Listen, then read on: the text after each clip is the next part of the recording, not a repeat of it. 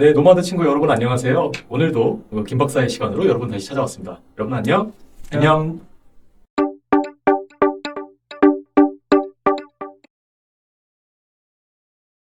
네, 김 박사님 지난 한 주 잘 지내셨습니까? 네, 잘 지낸 건 아닌 것 같은데, 대략적으로 잘 지냈습니다. 목소리가 좀 잠기신 것 같네요. 네, 좀 감기 기운이 좀 있네요. 많이 어서 나으십시오. 코로나 아니니까 걱정하지 마세요. 네, 알겠습니다. 네. 네, 오늘의 주제는 어떤 걸로 가져오셨습니까? 오늘 의료계 쪽으로 한번 가보겠습니다. 의료계 의료계요? 쪽에서 개인정보, 특히 민감정보가 잘 관리되고 있고 하는지 좀 점검할 필요가 있는데, 네. 조사하다 보니까 의료계 쪽에서도 뭐 음. 개인정보나 민감정보가 완벽하게 제어되고 있는 것 같지는 않더라고요. 그렇습니다. 사례를 통해 가지고 네. 한번 그 인권 침해 문제도 좀 다뤄졌는데 한번 좀 음. 살펴보도록 하겠습니다. 네. 그 진정인이 네. 산부인과 질환으로 음. 그 하혈을 하고 이제 복통으로 이제 새벽에 이제 땡땡 병원에 네. 응급실에 방문을 했는데 급실해요. 응급실에 방문을 하고 나서 이제 아침이 되면 그 해당 각과로 이제 이송이 되죠. 그렇죠.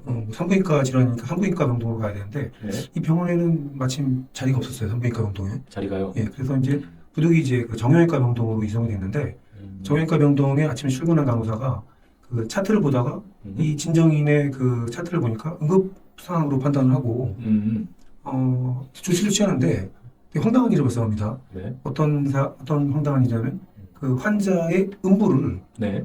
자신의 휴대전화로 촬영을 해요. 자신의 휴대전화로요? 네, 개인 휴대전화로 촬영해가지고 산부인과 수간호사한테 전송을 하고요. 네. 그 다음에 이제 원래는 자기가 속한 정형외과 수간호사한테 전송을 해야 되는데 네. 응급센터의 수간호사한테 전송을 해요. 잘못 보냈다고요? 보낸 거예요. 그래요? 네. 어쨌든 이 과정에서 진정인이 느꼈던 그 수치심 그렇죠. 대단하겠죠. 엄청난데요? 예, 왜냐하면 이 환자는 뭐 의식이 있는 상태고 뭐 하기 때문에 사진 촬영을 다 들은 거예요. 다 보고 들은 거예요. 하하. 근데 이런 절차에서 뭐 동의를 구한다든가 뭐 아주 대단히 응급을 요한다든가 이런 상황이 없었다고 판단을 해서 진정인이 네. 국가인권위원회에 진정을 했는데 인권이에요. 그 새벽 기간에 이제 그 전문의하고 이제 그 통화를 하면서 네. 응급 상황이 아닌 거로 이제 뭐 결국 파악이 된 거예요. 파악이 됐어요. 그럼에도 불구하고 이 담당 간호사는 사진을 찍고 네. 전송하는 행위까지 했기 때문에 네. 이 진정인이 느끼는 그 고통은 이루 말할 그렇죠. 수 없을 것 같아요. 굉장한 수치심을 예, 느끼셨겠네요. 그렇죠. 선생님 말씀하시기 전에 혹시 제가 뭐 하나 좀 여쭤볼게요. 네. 산부인과에서 이제 그 진료하는 의사, 베드 의자, 네. 그 출산할 때 그 그 베드 있죠. 의자요? 네. 그걸 혹시 뭐라고 하시는지 혹시 아시는지. 명칭은 모르겠습니다. 네. 뭐예요? 근데 그게 일명 구욕 의자라고 하더라고요. 구욕 의자. 그렇습니까? 예. 왜냐하면 사실 그 의자 그 자체가 출산하기 위한 준비를 하는 과정, 출산하기 위한 과정이기 때문에 일단 뭐 신체 일부를 당연히 노출시킬 수밖에 없고 그렇죠. 출산하기 좋게끔 자세를 취해야 되기 때문에 그렇죠. 여성들 사이에는 구욕 의자라고 이제 명칭되어진다는데 몰랐네요. 구욕 의자에서 사진을 사진을 찍는 그 행위 너무 생각 없이 행동한 것 같습니다. 어이가 없었죠. 정말 어이없네요. 예, 그래서 이거는 어떻게 처리가 되는지 한번 좀 소개 부탁드리겠습니다. 네. 지금 굉장히 충격적인 사례를 소개해 주셨는데 네. 이거를 법적으로 간단하게 설명을 해드리면 제가 판단했을 때는 이게 일단 헌법에서 사생활의 보호에 관한 규정이 있어요. 네. 사생활에 대한 기본권 규정이 있고 그다음에 10조는 이제 인간의 존엄과 가치에 대한 규정이 있습니다. 그러니까 이러한 사생활의 비밀과 자유를 기본권으로 규정하고 있고 한데 이게 결국은 정보 주체잖아요. 네. 개인정보라는 건 자기의 신체에 대한 정보도 개인정보니까 그 주체가 이 나의 개인정보를 처리하거나 아니면 뭐 수집하거나 아니면 삭제하거나 할 수 있는 권한을 이렇게 정보 주체가 가져야 되는데 본인 의사에 반해서 개인정보에 해당하는 그런 사진 촬영을 당하고 그것도 아주 민감한 부위를 그렇죠. 그거를 굉장히 침해당했다고 이제 기본적으로 볼 수가 있고요. 그리고 이게 또 헌법뿐만 아니라 당연히 개인정보보호법상 개인정보 그렇죠. 예 지금 이게 정보 주체가 의사 표시를 할 수 없는 상태 또 아니죠. 또 아닌데도 그런 급박한 상황이면 또 모르겠어요. 그런 게 아닌데도 불구하고 이 개인정보를 강제로 수집당하고 또 배포당하는 네. 굉장히 개인정보보호법 위반 문제도 생기고요. 근데 그 외에도 뭐 보건의료기본법이라든지 응급의료에 관한 법률 이런 곳에서 이제 규정하고 있는 사생활의 비밀에 관한 어떤 그런 조항들 이런 것들을 다 위반했다고 보여지는데요. 그 해당 법, 보건의료기본법, 응급의료에 관한 법률도 사생활 및 자신의 비밀을 침해받지 않을 권리를 다 규정하고 있죠. 그렇게 규정을 하고 있는데 말이에요. 그래서 지금 이 사건 그 피진정인이 결국 간호사죠. 그러니까 의료행위 중에 환자의 개인정보를 그러니까 찍은 것도 이제 수집하고 처리하는 거니까 개인정보법상 그럼 환자의 사전 동의를 당연히 얻었어야 되죠. 그렇죠. 근데 응급 상황이 아니었다면서요? 그 상황이 아니었다고 지금 나와 있어요. 그렇게 지금 뭐 참고인 조사하고 여러 사람들 병 관계자들 불러서 조사를 했는데 전혀 응급 상황이 아닌 걸로 그렇죠. 나왔어요. 그런데 지금 의료기기도 아닌 걸로 됐고 그렇죠. 본인 휴대전화 본인 휴대전화. 로 이제 그 진정인 그러니까 그 환자분이죠 환부를 이제 촬영을 해서 더군다나 전송을 함으로써 그 진정인의 환자 개인정보, 환부 사진 이런 개인정보를 부당한 방법으로 수집해가지고 이제 의료를 기록 차원에서 어떻게 안전하게 처리해야 될 의무마저도 이제 위반을 했다고 볼 수 있죠. 더군다나 이게 지금 디지털 아닙니까? 그렇죠. 이게 불특정 다수에게 무제한적으로 이제 배포될 수 있는 위험이 있다라는 점에서 네, 맞습니다. 이게 지금 더군다나 또 업무상 관련이 없는 아까 그렇죠. 응급센터 간호사한테도 보내고 잘못 보낸 거죠. 잘못 보낸 거죠. 예, 이게 그 지금- 실수가 나타나기 마련이에요. 이 휴대전화를 이렇게 전송할 때 네, 까딱 하나 잘못 누르면 그런 경우 그러게 있으시죠? 말이죠. 조심해야 돼요. 예, 그런 경우 있어요, 진짜. 맞아요. 피진정인 그분은 이제 불가 피했다, 응급 상황이었다라고 하는데 방금 얘기하신 것처럼 제가 그 사례를 이렇게 찾아서 보니까 그 환부 사진 찍은 한 8시 10분까지 그 사건 당일 새벽 한 총 5차례에 걸쳐가지고 이게 진정인의 상태가 담당 전문의에게 보고가 됐다고 해요. 이미 보고가 됐고요. 5차례 계속 보고가 됐고 그리고 한 8시 45분 이제 전문의가 회진을 하면서 또 그 진정인 상태에 대해서 살펴봤고 특별한 응급 상태 아니라는 것도 확인을 했어요.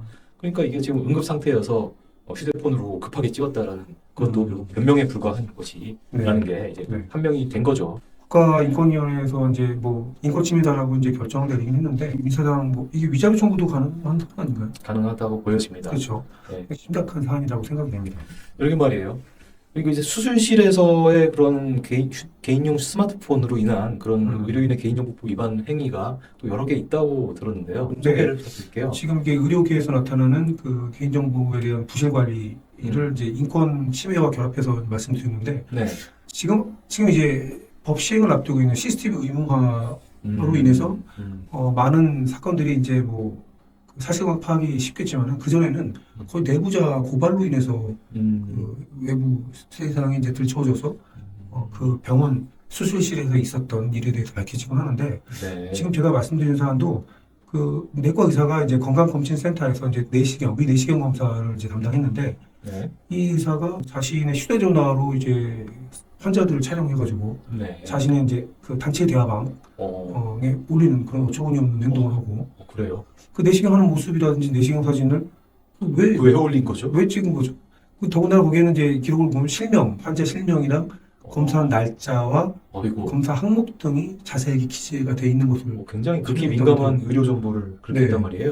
이런 사안도 있었고 네. 어떤 의사는 그 환자에게 뇌 사진을 수술을 하는 때 찍은 뇌 사진을 또 어이고. 자랑하듯이 SNS에 올리는 그런 어처구니 황당한 일이 있었고요.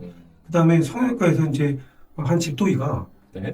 이 환자는 유방 확대술을 시행을 하는 환자였는데 네. 이미 전신 마취 상태에 들어갔어요. 네. 그래서 A라는 그 보형물을 삽입하는 라고 하는 과정에서 네. 그 집도의가 아닌 병원장이 들어와서 네. 홍보용 B라는 그 보형물을 갖고 와서 그 환자 옆에서 아주 자랑스럽게 그 홍보 영상을 찍고 그래요? 태연하게 나가는 그런 모습을 내부자가 고발해가지고 세상에 드러났어요. 황당하네요. 자, 이런 게 이제 의료인들이 그 아주 극히 민감한 개인 정보를 유출하는 행태인데 내부자 고발이 아니었다면 세상에 나오지 않았겠네요. 알려지지 않았다는 그런 위험천만한 사건들이에요. 그래서 내부자 고발이 아니었다면 밝혀지지 않았을 사건들이고. 그렇죠. 근데 내부자 고발만 지금 기대하기는 어렵지 않겠습니까? 내부자 고발만은 기대하기 어렵기 때문에 음. 그 2023년도 올해 9월 25일 날 네. 드디어 이제 CCTV 설치 의무화 법이 이제 시행을 앞두고 있죠. 그렇습니다. 그거 좀 설명해 주시겠습니까? CCTV 의무화 이 법은 이제 그 수술실에 폐쇄로 텔레비전, 그 CCTV라고 하죠. 그거를 설치하도록 의무화하는 조항입니다. 그거를 이제 신설을 해가지고 9월 경에 이제 시행을 하는 건데요. 폐쇄로 CCTV를 전신 마취 등 환자 의식 없는 상태에서 수술을 해야 되는 그런 그 의료기관 개설자는 이걸 설치를 해야 돼요. 근데 설치는 의무화인데 또 우리가 눈여겨 보셔야 될 부분은 뭐냐면 설치는 하지만 이거를 작동하는 건 또 경우에 따라 다릅니다. 설치는 해야 되지만 이 작동시키는 것은 또 경우에 따라서 또 안 할 수도 있다는 얘기로 네. 들려집니다. 네, 제가 이제 법조문 아직 시행 정이지만 네. 법안을 보니까 이렇게 돼 있어요. 이거를 작동시키려면요. 네. 환자나 환자 보호자가 요청을 해야 됩니다. 과연 그 의료진하고 신뢰관계 문제가 있는데 그렇죠. 요청하는 게 쉬울까요? 까다로울 것 같은데요. 네, 수술을 맡겼잖아요. 네. 그 전문가한테 수술을 맡겨가지고 나의 가족 또는 본인의 생명을 맡기는 입장에서 그거를 틀어달라는 거는 당신을 온전히 못 믿겠다는 얘기잖아요. 맞아요. 사람과 사람이란 건 사실 신뢰니까 정보인데 맞아요. 그 요청을 받으면은 그 의사가 기분 나빠할 거라는 거를 당연히 알고 요청을 하는 그렇죠. 건데도 요청을 할까 하는 그렇죠.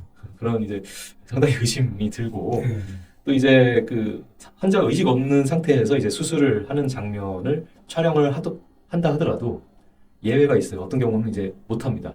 그 예외 사유가 한 3가지 규정되어 있는데 그 수술이 지체됐을 때 환자의 생명이나 어떤 그 심신상의 중대한 장애를 가져오게 될 경우 그런 경우는 이제 촬영 안 할 수 있고 응급 상황이죠. 그렇죠. 아주 급하기 때문에 그렇다는 얘기고요. 네.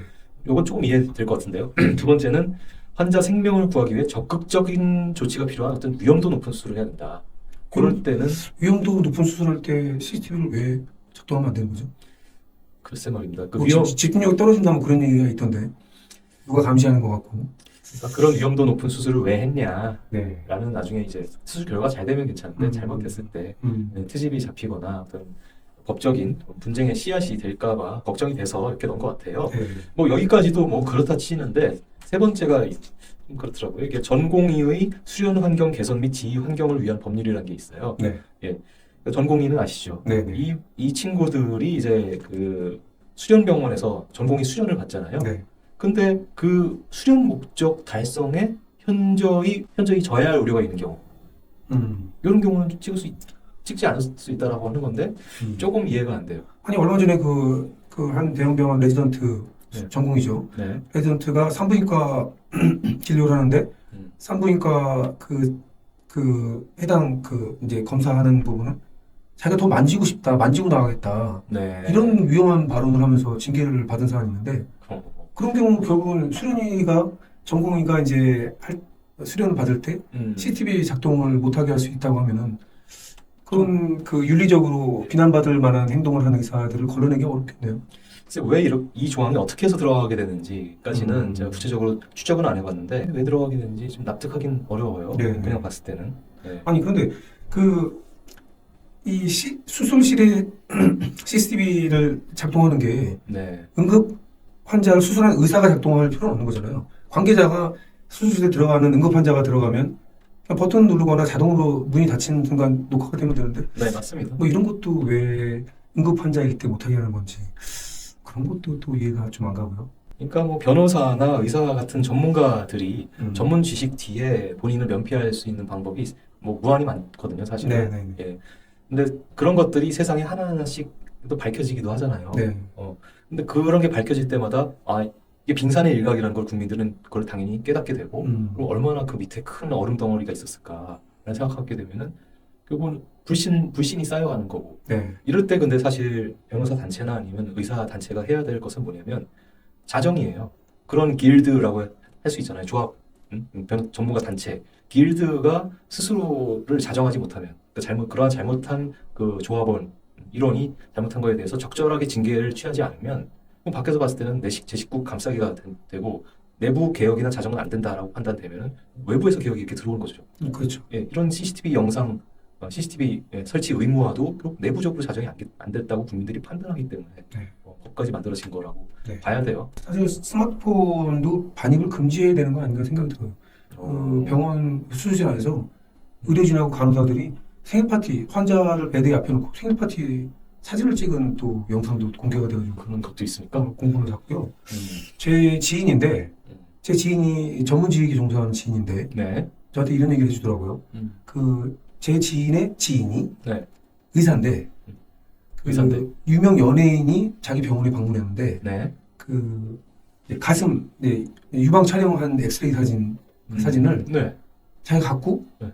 단톡방에 그걸 올리면서 자랑하는 적이 있다고 저한테 왜요? 이거 이러면 안 되는 거 아니에요? 저한테 그걸 물어보더라고요. 그래서 당연히 안 되죠. 당연히 안 되는데 라고 어허. 얘기했는데 그런 아주 황당한 의사들도 있더라고요. 그 엑스레이 사진이 유명 연예인의 가슴 사진이다 그러면서 저 충격을 받았습니다 그때. 물론 이제 그런 분들은 항상 소수에 해당되긴 해요. 네. 근데 그렇게 몰지각한 소수의 분들이 전체 의료계나 법조계나 전문가 단체에 대한 신뢰를 붕괴한다는 점에서 네. 그 단체 자체가 내부적으로 자정을 확실하게 시켜야 된다고 저는 생각합니다. 네. 의사의 어떤 그런 비윤리적인 행동이나 의료 과실이라든지 이런 사고가 발생했을 때 네. 연구 제명 면허를 박탈한 경우는 없었죠. 제가 알기로는 없는데요. 글쎄 있나요? 이와 관련해서 뭐 오늘 주제와는 관련은 없습니다만 네. 그 최근에 그 권경의 변호사 아, 며칠 전에 이제 징계 정직 1년. 정직 1년 나왔죠. 근데 변호사님 어떻게 생각하세요? 정직 1년이 적당하다고 생각하시나요? 근데 적당하다고 이제 생각은 안 될 수 있는데요. 네. 이게 문제는 그런 징계도 다른 징계 사례하고 이제 형평성을 이제 구해야 되잖아요. 행정 법조인들은 국민들께서 보시기에 답답한 게 뭐냐면 이제 법적 안정성, 예측 가능성 이걸 굉장히 중시하거든요. 그래서 해당 사안에서 아무리 공분을 일으키는 그런 사건이라 하더라도 이게 끝이 아니니까 다른 사건이 계속 비슷한 사건이 발생할 거고 이게 정직 1년이면 저거는 어느 정도고 이러한 그런 체계적인 균형을 생각하다 보니까 좀 뭔가 속 시원한 그런 징계라든지 판결이 안 나오는 경우가 많은 것 같은데 이것도 그렇다고 제가 변호사 단체를 대표하는 건 아니지만 드리겠습니다. 좀 약하다는 생각이 들긴 해요. 네. 아 이거 목도 좀 아직 회복가 안 되신 것 많이 같은데 나은 겁니다. 예, 고생하셨습니다. 네네. 빨리 저기 쾌유하시고 네네. 정변 TV 여러분들도 그 환절기고 한데 건강 주의하시고 우리 여름 올해 좀 잘 보내보시죠. 구독과 좋아요 잊지 마시고 열청해 주시기 간절히 기원하겠습니다. 간절히 기원하겠습니다. 그때까지 건강하게 계십시오. 그때까지 안녕. 안녕.